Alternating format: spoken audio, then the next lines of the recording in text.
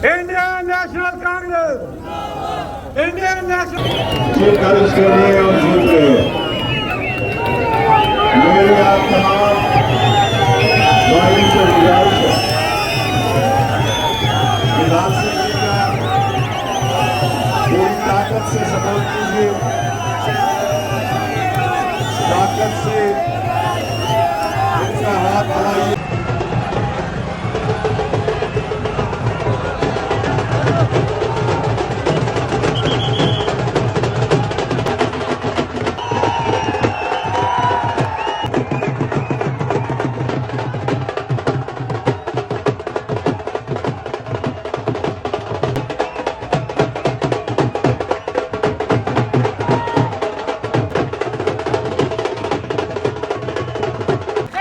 और मैंने पूछा भाभी से, मैंने कहा भाई लाल सिंह जी कहाँ हैं? कहती है सचिन जी उनको चलने का बहुत शौक है, वो पैदल चलते हुए आ रहे हैं। तो जब लाल सिंह जी यहाँ पर आए तो मैंने कहा भाभी आप तो झूठ बोल रही थी, आपने कहा वो पैदल चल रहे हैं, वो तो कंधों पे बैठ के आ रहे हैं यहाँ पर। तो लाल सिंह जी का एक अलग अंदाज है। लोकसभा में जब यहाँ से सांसद थे, मैं भी उस समय सांसद था, हम लोगों ने समय बहुत बताया लोकसभा के अंदर, और लाल सिंह जी का स्टाइल कुछ अलग ही है, मानते हो आप लोग? इतना, और ये खासियत लाल सिंह जी की इसलिए थी साथियों, उनकी आवाज में जो बुलंदी है, जिस ताकत से वो अपनी बात को रखते हैं दिल्ली में, वो इसलिए कर पाते हैं क्योंकि आप सबका प्यार और आशीर्वाद उनके साथ है। जनता बोल रही है 10 साल की रिपोर्ट कार्ड दिखाओ। आपने वादा किया था 2 करोड़ लोगों को रोजगार देंगे, वादा किया था किसान की आमदनी दुगनी करेंगे। आपने 10 साल में पूरी बहुमत वाली सरकार चलाई और अंत में जो हाल देश के बना दिए वो छिपे नहीं हुए। आज महिला है, गरीब इंसान है, किसान है, मजदूर है, नौजवान है, छोटी दुकानदार वाला है, वो सब पूछ रहे हैं कि ये सरकार काम किसके लिए कर रही है। हम $5 ट्रिलियन की इकॉनमी बना रहे हैं, किसके लिए बना रहे हैं? हमारे हवाई अड्डे, बंदरगाह, रेल, पोर्ट्स सारे निजी हाथों में देते जा रहे हैं। मुझे खुशी है साथियों कि हमारी पार्टी ने गारंटी दी है। और मैं 2 दिन पहले देखा, प्रधानमंत्री ने बोला हम राज्य का दर्जा वापस देंगे। आप कोई एहसान नहीं कर रहे, ये अधिकार है, ये संविधान देश का है, और आप औरों के किए हुए पर अपनी पीठ थपथपाते हो। साथियों मैं मन से बताना चाहता हूं, जम्मू कश्मीर में चुनाव होंगे, सितंबर से पहले होंगे, और ये सरकार नहीं करा रही, सुप्रीम कोर्ट का आदेश आया है कि आपको कराना पड़ेगा। सुप्रीम कोर्ट का आदेश था कि अयोध्या में राम मंदिर बनाना पड़ेगा। सुप्रीम कोर्ट का आदेश था कि इलेक्टोरल बॉन्ड्स इलीगल है। कोर्ट के आदेश से यह काम होता है और आप फोटो खिंचवाते हो। हिंदू, मुसलमान, मस्जिद, मंदिर, हिंदुस्तान, पाकिस्तान, इतना ही भाषण है बीजेपी के नेताओं का। बीजेपी के नेताओं का स्कूल, कॉलेज, अस्पताल, निवेश, बेरोजगारी, महंगाई, महिला, नौजवान, किसान, खाद, बीज, बिजली, पानी, कोई मतलब नहीं है।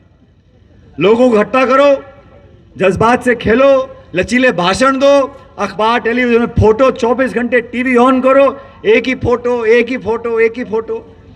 रेडियो भी नहीं छोड़ा, 24 घंटे का प्रचार करना।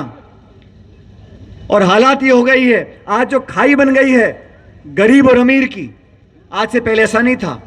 सरदार मनमोहन सिंह जी देश के प्रधानमंत्री थे, मैं उनकी सरकार में काम करता था। हम झगड़ा करके काम करवाते थे, मनमोहन सिंह जी कहते होगा, हमने एमएसपी पे कानून बनाने का वादा किया है। और यहां पर जब से गवर्नर साहब का रूल चला है, यहां पर बाहर के लोग आके जमीन पे कब्जा कर रहे हैं। जिस जमीन पे किसान खेती कर रहा है दशकों से, उसकी जमीन लेके दी जा रही है। भेदभाव की राजनीति हो रही है, टकराव की राजनीति हो रही है, बदला लेने की राजनीति हो रही है। इस देश में विचारधारा अलग हो सकती है, सोच अलग हो सकती है, राजनीतिक दल अलग हो सकते हैं, लेकिन निर्वाचित जो इलेक्टेड चीफ मिनिस्टर हैं उनको आप जेल में डाल दोगे, विपक्ष की आवाज को खत्म कर दोगे। कांग्रेस एक प्रमुख विपक्षी पार्टी है, सबसे बड़ी पार्टी ऑपोजिशन की है, हमारे खाते सीज कर दिए। कहते हैं 1994 में नोटिस दिया था, कांग्रेस के खाते सीज कर दो, मुख्यमंत्रियों को जेल में डाल दो। आजादी से पहले से लेकर आज तक इस कांग्रेस ने खून पसीने से इस जम्मू और कश्मीर को सींचा है, लोगों को इकट्ठा रखा है, हमने कुर्बानियां दी हैं, अपना सियासी नुकसान भी करवाया है, लेकिन लोगों की और जमहूरियत को ताकत देने का काम हम लोगों ने किया है।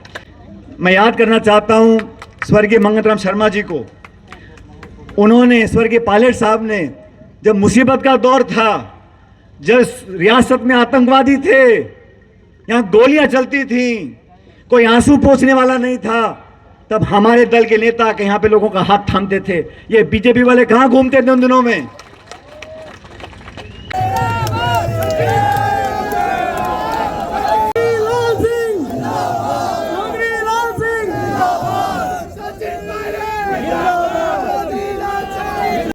जो माहौल दिख रहा है मुझे, जो आवाम में, जनता में जो बदलाव की एक तीस है, उसे देखकर मुझे लगता है कि कांग्रेस पार्टी जम्मू कश्मीर के अंदर जो स्टेटहुड का मसला है वो बहुत पहले सुलझाया जाना चाहिए था।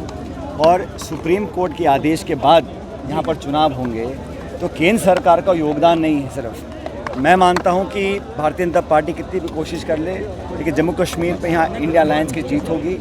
और उधमपुर में, जहाँ पे आज मैं कठुआ में हूँ, यहाँ कांग्रेस के उम्मीदवार हमारे पूर्व सांसद लाल सिंह जी भारी मतों से जीतेंगे। हमारी पार्टी ने जो वादे किए हैं, जो जनता को आश्वस्त किया है, नौजवानों को, महिलाओं को, किसानों को, वो वादों को लोग पसंद कर रहे हैं। भाजपा के 10 साल के रिपोर्ट कार्ड को लोग देखेंगे, और ख़ासकर से जो उन्होंने वादे किए थे उद्योग के, निवेश के, महंगाई कम करने के, रोज़गार बढ़ाने के, उन सब वादों पे वो फेल हुए हैं। इसलिए जनता एक बदलाव के मूड में है और यहाँ पर भारी बहुमत से कांग्रेस तमाम जो अलायंस पार्टनर्स हैं मिलकर चुनाव लड़ रहे हैं। और हमें लगता है कि अब 4 जून जब परिणाम आएगा, इंडिया अलायंस बहुमत के साथ सरकार बनाएगी। हम जो माहौल देख रहे हैं, आप जो लोगों में उत्साह है, जो नौजवानों में आज ऊर्जा है, उसे देखकर मुझे लगता है भारी बहुमत से लाल सिंह जीत कर जाएंगे यहाँ से।